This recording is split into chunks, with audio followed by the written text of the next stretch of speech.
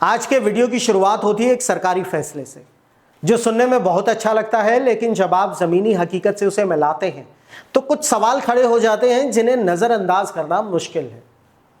2026-27 के नए सेशन से भारत सरकार ने कक्षा 3 से आर्टिफिशियल इंटेलिजेंस और कंप्यूटेशनल थिंकिंग को अनिवार्य विषय बनाने का फैसला किया है। यानी 8 साल के बच्चे पहली बार एक स्ट्रक्चर्ड तरीके से एआई की दुनिया से परिचित होंगे। अब इस फैसले के पीछे की सोच गलत नहीं है। दुनिया तेजी से बदल रही है और अगर हमें अपने बच्चे को उस दुनिया के लिए तैयार करना है तो शुरुआत जल्दी करनी होगी। ये बात समझ में आती है, लेकिन सवाल यह है कि क्या जमीन तैयार है?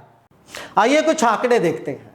UDISC के 2023-24 के डेटा के मुताबिक देश के 57% सरकारी स्कूलों में ही फंक्शनल कंप्यूटर्स हैं। 54% में इंटरनेट की सुविधा है। इसका मतलब है कि लगभग 43% स्कूल ऐसे हैं जहां आज की तारीख में एक भी चलता हुआ कंप्यूटर नहीं है और करीब 46% स्कूलों में इंटरनेट नहीं पहुंचा। बिजली कनेक्शन की बात करें तो 93.6% स्कूलों में बिजली का कनेक्शन जरूर है, लेकिन कनेक्शन होना और बिजली का नियमित आना ये दो अलग बातें हैं जो रूरल इंडिया में रहने वाला हर इंसान समझ सकता है। जब ये बेसलाइन है तो कक्षा 3 से एआई की पढ़ाई का रास्ता कितना स्मूथ होगा, ये सोचने वाली बात है। और अब बात करते हैं उस योजना की जो इस पूरे बदलाव की रीढ़ मानी जा रही है, PM श्री यानी स्कूल्स फॉर राइजिंग इंडिया। केंद्र सरकार की इस फ्लैगशिप स्कीम का लक्ष्य है देश के 14,500 स्कूलों को एग्जाम्पलर स्कूल्स के रूप में डेवलप करना। कुल बजट है 27,360 करोड़। ये स्कूल नेशनल एजुकेशन पॉलिसी 2020 के मॉडल के तौर पर काम करेंगे, यानी ग्रीन इंफ्रास्ट्रक्चर, स्मार्ट क्लासरूम्स और होलिस्टिक एजुकेशन के साथ। लेकिन यहाँ एक पर्सपेक्टिव जरूरी है। भारत में कुल स्कूलों की संख्या है 15 लाख से ज्यादा।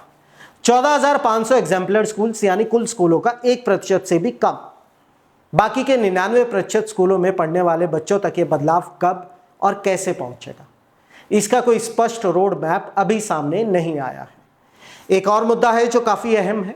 PM श्री योजना में शामिल होने के लिए राज्यों को एक MOU साइन करना होता है। केंद्र सरकार ने यह शर्त रखी थी कि जो राज्य MOU साइन नहीं करेंगे उनका समग्र शिक्षा अभियान का फंड रोक दिया जाएगा। कुछ राज्यों ने इसका विरोध किया। पंजाब का कहना था कि उनकी अपनी स्कूल ऑफ एमिनेंस योजना पहले से चल रही है। दिल्ली और पश्चिम बंगाल को स्कूलों पर PM श्री ब्रांडिंग को लेकर आपत्ति थी। नतीजे में पंजाब के 515 करोड़, दिल्ली के 330 करोड़ और पश्चिम बंगाल के 1000 करोड़ से अधिक की राशि कुछ समय के लिए रुक गई। बाद में दबाव में आकर दिल्ली और पंजाब ने MOU साइन कर लिया। केरला भी अक्टूबर 2025 में जुड़ गया, लेकिन तमिलनाडु और वेस्ट बंगाल अभी भी इस विवाद में है। पार्लियामेंट्री स्टैंडिंग कमेटी ने भी इस पर टिप्पणी की है कि शिक्षा के फंड्स को इस तरह की राजनीतिक शर्तों से जोड़ना उचित नहीं है। जब तक ये विवाद चलता रहा उन स्कूलों के टीचर्स और बच्चे इंतजार करते रहे। और जब अब बात टीचर्स पर आ गई है तो थोड़ा टीचर्स की भी बात करते हैं। सरकार का प्लान है कि 1 करोड़ से ज्यादा शिक्षकों को AI की ट्रेनिंग दी जाएगी। IIT मद्रास के प्रोफेसर कार्तिक रमन की अध्यक्षता में एक एक्सपर्ट कमेटी पाठ्यक्रम तैयार कर रही है। अगर ये हो पाया तो ये दुनिया का सबसे बड़ा टीचर ट्रेनिंग प्रोग्राम होगा। लेकिन ट्रेनिंग का स्कोप जितना बड़ा है उसे डिलीवर करने की चुनौती भी उतनी ही बड़ी है। और यही एक दिलचस्प अवधारणा सामने आती है अनप्लग्ड AI की। जहां डिवाइसेस और इंटरनेट नहीं है वहां बच्चों को AI के concepts, board games, card activities और लॉजिक पजल्स के जरिए सिखाने की कोशिश होगी। यह अप्रोच इंटरनेशनली भी यूज होती है कंप्यूटर साइंस एजुकेशन में और इसमें कुछ जेन्युइन मेरिट्स भी हैं। लेकिन यह एक इंटरिम सॉल्यूशन है। अनप्लग्ड लर्निंग इंफ्रास्ट्रक्चर का सब्स्टिट्यूट नहीं हो सकता।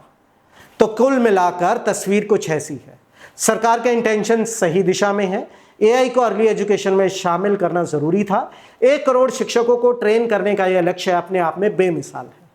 लेकिन जब तक 43% स्कूलों में फंक्शनल कंप्यूटर नहीं है तब तक शिक्षा के फंड्स राजनीतिक विवादों में फंसते रहेंगे। और जब तक 14,500 एग्जाम्पलर स्कूल्स और बाकी के 14 लाख स्कूलों के बीच की खाई को पाटने का कोई ठोस प्लान नहीं आता तब तक ये सवाल बना रहेगा कि हम मॉडर्नाइजेशन कर रहे हैं या सिर्फ एक चमकदार लेयर चढ़ा रहे हैं। आपके आसपास के सरकारी स्कूलों की हकीकत क्या है? क्या वहां ये बदलाव दिख रहा है? कमेंट्स में जरूर बताइए। मैं हूं परवेश पामर।